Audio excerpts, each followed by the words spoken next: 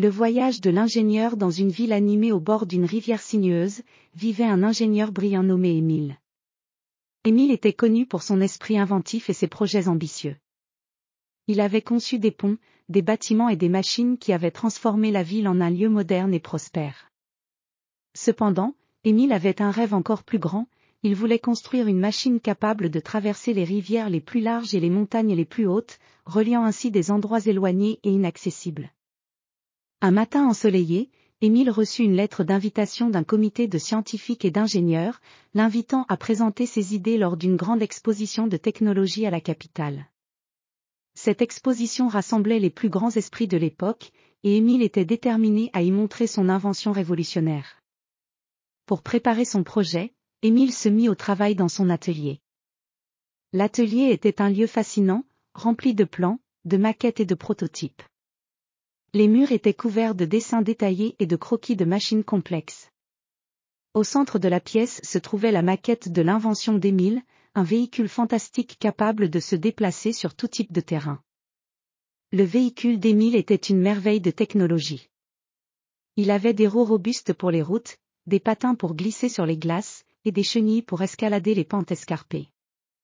Le moteur était alimenté par une source d'énergie innovante, développée par Émile lui-même, qui promettait une efficacité et une durabilité exceptionnelles.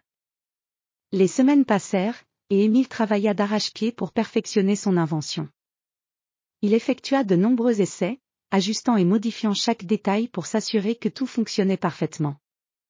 Ses efforts furent récompensés lorsque le véhicule réussit ses premiers tests en conditions extrêmes, traversant des rivières tumultueuses et grimpant des montagnes abruptes sans problème. Le jour de l'exposition arriva enfin. Émile emballa soigneusement son véhicule et le transporta à la capitale. L'exposition se tenait dans un grand palais, dont les halls étaient décorés de bannières et de lumières scintillantes. Les visiteurs affluaient pour découvrir les dernières innovations, et Émile était impatient de montrer son invention. À son arrivée, Émile installa son véhicule dans une grande salle dédiée aux inventions révolutionnaires. Les invités étaient fascinés par le design élégant et les fonctionnalités uniques du véhicule. Émile expliqua avec enthousiasme comment il avait conçu et construit chaque élément, et comment il croyait que son invention pourrait transformer les voyages et le transport. Les experts et les scientifiques présents furent impressionnés par le travail d'Émile. Ils posèrent de nombreuses questions et exprimèrent leur admiration pour son ingéniosité. Les démonstrations en direct montrèrent le véhicule en action, naviguant avec aisance sur différents terrains, et les applaudissements fusèrent dans toute la salle. Le comité d'experts décida d'attribuer à Émile le premier prix de l'exposition pour son invention exceptionnelle.